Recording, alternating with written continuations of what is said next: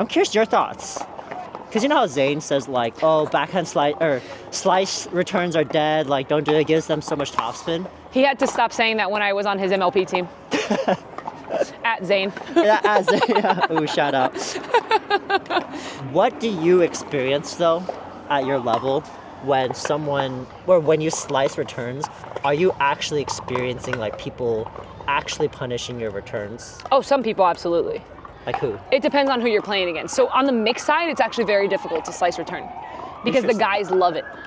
On the women's side, the acceleration's not as fast as on the men's side. So I get away with it a lot more. Interesting. It seems like I get more pop-ups with a slice return in women's doubles than I do with a regular return. Yeah. But in mixed doubles, if the guy hits it perfectly, I mean, that ball's gonna dip to a point where we can't pick it up. Yeah. So I've started mixing in some flatter returns too. Which players do you find like really can punish it? I'm curious, like what style of players? I think whoever has like that whip. Okay. So basically, like if Ben gets a really good touch on that ball because he's got like a whippy forehand, I mean that ball dips a ton. Yeah. Like there's a few players like Hunter, like, yeah, right, like singles players. Think about like Hunter, Kwong. Yeah. So maybe not like Riley, Newman. No, yeah, those hurt you a little bit less, right? I see. Even Zane loves it. Zane loves when I return that slice to him. Oh, I see. He just wants the spin to generate more spin, right? Interesting, yeah. So we just do it for fun. Basically, I'll return slice and we'll see if he can make it dip to my feet. Yeah. That's interesting. Yeah. We might include that in a later segment because I do find that topic interesting. Sure. And when it's on my backhand, my Tui is not like confident enough where I was like, I'm slicing it and no one is like really punishing it that hard, even at like the 5-0 level. Right. I feel like unless you're like playing really high pro level, you won't see that level of craziness. No, you won't. You won't. You're safe. Yeah. I still use it quite a bit. So. Yeah. But the slice dink is something that I use all the time. Yeah. I am working on the Tui. I had a two-handed backhand in tennis. I hate that I didn't start with it, but I love my slice backhand dink. That's kind of what I rely on. Yours feels so knifey. Yes. And so like, typically when I think of slice, I'm like, okay, it buys you time, it's safe. But when I watch you play yours, like you're so knifey with it and it's such low, uncomfortable angles. Right. And we'll see this on camera a little bit. But I would love to like kind of see firsthand for sure what it looks like. So the one thing that usually when people are slice dinking, they are trying to play it safe, right? I'm trying to go guilty? Yeah. So I'm actually trying to go for an aggressive slice dink. Oh, I love it. Right. So when people say, oh, you got to be more aggressive with your dinks, you think topspin? Yes. I think slice. I need to get out of that, okay? Juicy. But okay. I am going for aggressive slice dinks. I'm trying to get pop-ups from the slice dink, okay? So yeah, let's dink a few and then we can talk about what I'm doing and what you're doing. We'll love that. All right. And then Jordan, I might borrow you. Yeah. Yeah, that's scary. Oh, that's so low and scary. It's like, oh my God, I can't let that dive at my feet.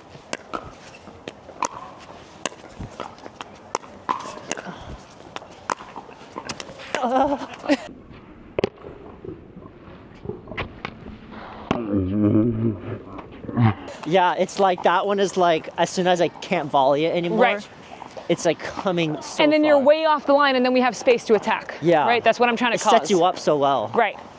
And I'll do a little pattern here. So I'm gonna go cross, cross, and then I'm gonna switch to middle. Oh. And then I'll go back. Cross. What the heck? Get over there. Cross. Oh my God. You ready? You know what I'm doing. I'm going cross, cross, middle, okay? Okay. I know it's coming, Ed. Cross. Cross. And middle. Yeah, that one, when you break that pattern. Right. Because I'm like, okay, I got it. And then you get used to that, and then I'm trying to push you back. Interesting. That's one of my favorite patterns to play with. Do people ever pun it? Oh, because I'm like here, so I'm already off balance. So it's not like I'm like... Also, how do you punish a ball that's below the net? True. Sure, speed up, but I still like my chances of countering. Yeah. I'm okay with that risk. Yeah. Jordan, can I have you hit a few with her? I want to watch her on that side. So yeah, something that obviously at a higher level you'll see this and we make it look a lot more natural than others. I hit the slice dink the same way no matter where it bounces. Yeah. I look the same. The ball comes here, I'm gonna hit it at the same spot. The ball's here, I'm gonna hit it at the same spot.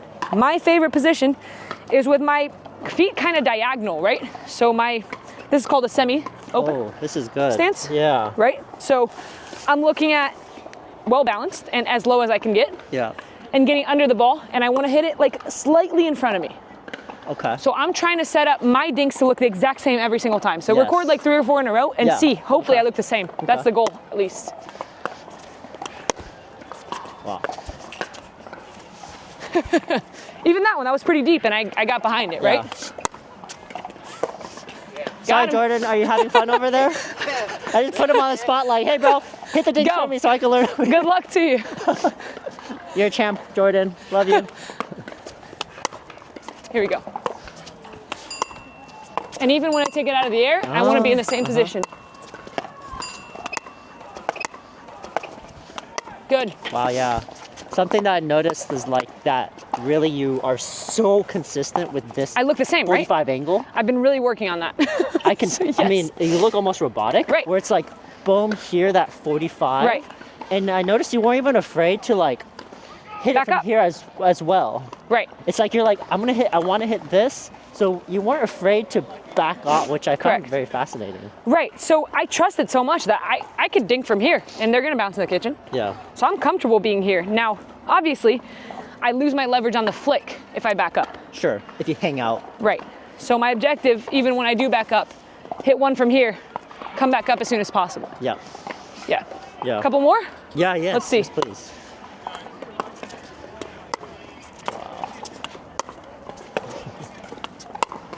Oh my. Good. Wow.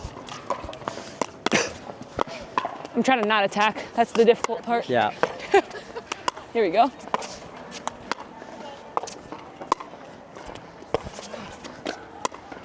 Oh my. Yeah. So I want to say something because like Mari said it, like she's trying not to attack. The purpose of the dink is not just to dink to be like, oh, look, I hit 5 amazing dinks in a row. If you get like that juicy ball and you don't attack it, it's like, well, why are you even dinking? Like, you're wasting your time. Yeah, you're wasting your time. So I just kind of want to point that out as like, she is showing us to like, be able to like set up that flick. Dinks are a setup shot. Yes. Drops, drives, they're all setup shots. Yeah. To attack, right? As you get to a higher level, people aren't gonna miss dinks. Yeah. You're looking to set up the point so that you can attack off that dink. So, I mean, Jordan missed one there, but that was a pretty aggressive dink. Yeah. That was almost an attack, right? I'm trying to knife it to where you have to get so far under it, and then you freaked out, because if you hit it high, you know I'll attack. So that starts to be a concern for your opponents, right?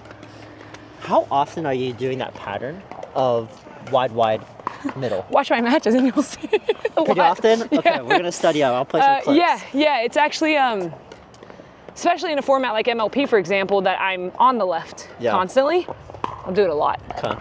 Because if I start giving the same ball over and over again, people get used to it. Yeah. Right? They start picking it up a little bit. So, yeah. I look to vary. I have different patterns that I like to use, but that's one of my favorites for sure. Oh, that's pretty cool. I'm gonna use that next game. Yeah. Wide, left foot. It's just right foot. Yes, his right foot. Yeah. Right I don't know my left and rights. I understand. That's difficult.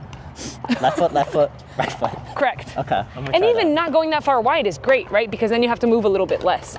Because if you go that far wide, like if you aim for line over there, you have to come way over. If you aim for left foot, which is what you just mentioned, you can kind of hang around here a little bit because he'll have less angles, right? I didn't even think about the more that. angle you create, the more angle they can take. Yeah. Ah, that kind of rhymes. That might be a good phrase there. Ooh, coin that. You heard it here first. Right, so creating angles, if that's your objective, is great, but you don't want to give it to people, right? Yeah. So there are a lot of matches that, for example, Annalie thrives on angles. The last thing you want to do is give her an angle. You give her middle balls. Don't give her any creation space. Make her hit past the middle. Interesting. Right? Keep the angles more narrow so she can. Absolutely. And there's other people that don't like the angles. They like to play more of the straight up game. Yeah. So you got to consider that. If you're getting beat constantly in angles, stop giving them angles. Interesting. Can I try I'm giving you a lot of food for thought. Yeah, for sure. And so critique me? try to. You want to hit with Jordan and I can look at it? Yes. Perfect. Please. Okay, Jordan. Let's see it. Mari technique. Good. Oh yeah, it's too far. Here we go. Let me see one more. Okay.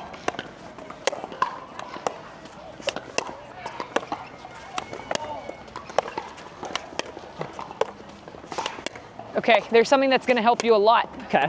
So when you hit out of the air, your wrist is a lot more stable than when you hit off the bounce. When you hit off the bounce, you're trying to do this. A slice is not created, you're trying to do this to knife the ball. Oh, I'm actually breaking my, yeah, like you're I'm doing, moving? You're doing this.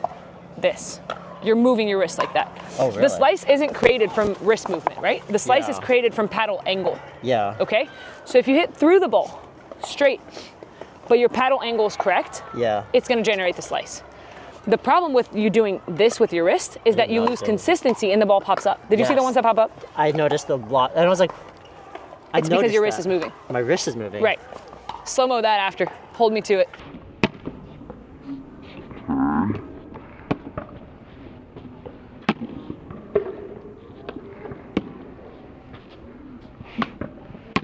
So instead of doing this under the ball, I want you to do this.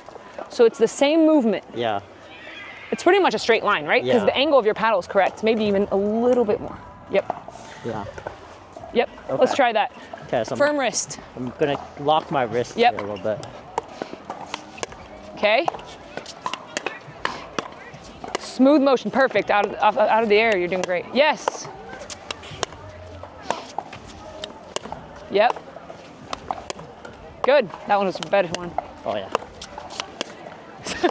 You panic when it gets too close to you. You gotta move your feet. Yeah, I'm not moving my feet, right? Okay, there you go. There it is. Perfect. You see the difference in those? Yeah. Look at that. Yeah. Nice. Good. Right foot. Left foot. That's perfect. Yeah. When you were in position and your wrist didn't move, those were your best things. The best ones. So if you're out of position and your wrist tends to be tied to your legs, which sucks, okay? For some reason, when we're out of position, we want to fix. With our, that's so true. We want to fix. Why do we panic? True, yeah. Our panic should be basic, and our panic tends to be crazy. Everyone, not just you. Right? When we're in trouble, why are we like freaking out? It's like try to do a basic shot that you have better likelihood of getting back in the point. So keep your wrist even firmer when you're out of position. Follow through a little bit more if you're off the court. Oh. And hit slow on the dinks too. You want to hit hard. I see it in you. to hit you want to hit the dink hard. It doesn't have to be hard. Slow. Correct. Those are much better though. Yeah, that's a great tip. When like I tend to, if I'm not moving my feet, you tend to fix. Where fix it with my thing. But doesn't it pop up? Yeah. And it's not even a fix. It's kind of like it's a panic. Worse. Yeah, yeah. I call it the panic. Yeah. To my students. Panic. Yeah. Yeah. I feel that. I'm like I panic. I'm like, oh, I don't want to dig anymore. Speed up. Right. Speed up, and then we're completely out of position. We lose the point. Yeah. Yeah. Okay, let me try that one more time. One more. Sorry, I'll grab a couple of balls. Here we go. All right, Jordan. Light me up. Here we go. See if you can get a flick in there if you get a high one. Oh, so go from the slice. Go from the slice dink to the flick. Let's see. Okay, we got to combine our lessons here. All right. I'm gonna go. Good. Left foot. Good. Foot. Slow it down. Good. Wait for it. That was perfect though. You got the pop up. Yep. Here we go. These dinks look so much better. Get there. Yes. Good. Did you do the pattern there? Was that left, right? I think I did on accident. I'm just gonna be honest. I forgot about it because I'm thinking of like my form. I'm thinking about my foot. Yeah, think about that first. Wrist. But I think you accidentally did the pattern. Really? Okay. Yes, and he missed the dink. Good. Get there. Way to get there with your legs. Yep. Good. Oh yeah. Slow. Good. Slow down. Perfect. Get there with your legs. Perfect. Perfect. Yeah. But still, you're getting looks, right? Because you're those are tough. Pretty low dinks. Right. Yeah. And this is a variation, right? This is not for people to think like just because I have a sliced dink now, I'm gonna slice every single dink. Again, I am personally working on my tui because I wanna have a variation. Imagine if I have that heavy slice and then people are recovering and then I go with a heavy topspin over there. Oh my gosh, that's gonna be the ankle breaker off the bounce, right? So it's the same thing. That doesn't mean you stick to just one, but simplifying your backhand dink has so many advantages. Yeah. I get pop-ups all the time from this dink. Yeah. And you can switch it to that line, you can switch it to wherever. It's not hard to do, but you gotta keep that wrist stable. This is what people wanna do on slices all the time. Yeah. As long as you have that angle. And if the ball's popping up, it means your paddle's too far open And if the ball's going to the net, it means it's too far closed, right? So you got to find that sweet spot. Yeah. So this is open and close. Yep. Kind of like 45 degrees is what you usually do? I think about 45, right here. Yeah. You keep that angle consistent. And keep that angle consistent. Yeah. My arm is going pretty much straight. I noticed that your like nose is almost like parallel with your shoulder. Yeah, I think that comes from tennis. That's just kind of a thing I just noticed, and I see like tennis players do that. Is like that. I think we were always taught to like be looking at the ball perfectly when we're making contact, right? Yeah. Because this is such a silly tip, right? Watch the ball. You hear people say that all the time, but people don't understand what that means. You got to watch the ball up until it makes contact. Because try to make contact. Close your eyes real quick. Okay, I'm gonna bounce the ball right in front of you, okay? In your strike zone. And I want you to try to make contact. Am I still closing my eyes? Yes. Okay, I'm gonna bounce it again. Okay. Yeah, I'm gonna bounce it right where you should be hitting it, okay? Go. Okay, not bad. But that's what people look like when they're hitting when they don't watch the ball.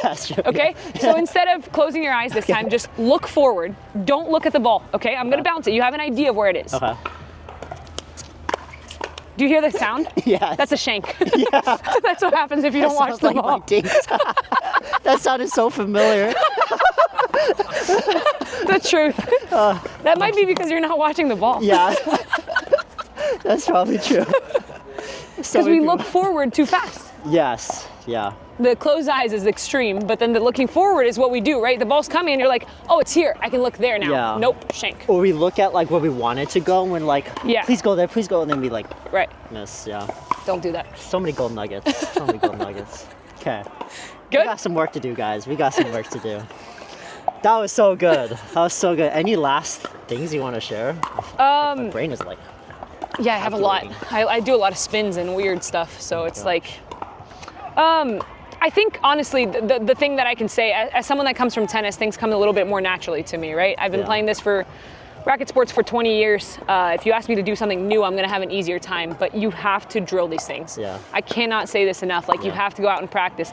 Ball machines are a great option. Get a drilling partner. Go try these in rec games. Don't be the person that has to win rec games. You can lose rec games working on things. It's okay. Yeah. People are gonna talk some trash. That's okay, let them talk. Yeah. You're gonna be better than them because you're actually working on things. Yeah. So that's my last tip there is yes. Do the things right? Yeah. I mean, if I were to get upset every time I lost a rec game, I mean, I don't care about rec games. I care about the competition. Yeah. There's that. Yeah. Yeah. That's so good. Well, guys, that was another great lesson from Mari. We're probably gonna end our little series here. Mari lives you're moving to Florida. Florida. Yes, January. That's far away from California. I know. But it's warm. Let us know in the comments if you want Mari back on the channel. Send her some love. Go follow her links below. Go buy her shoes. Show her some love, guys. We really appreciate you for being on this channel and teaching us. And as always, guys, we'll catch you guys on the next one.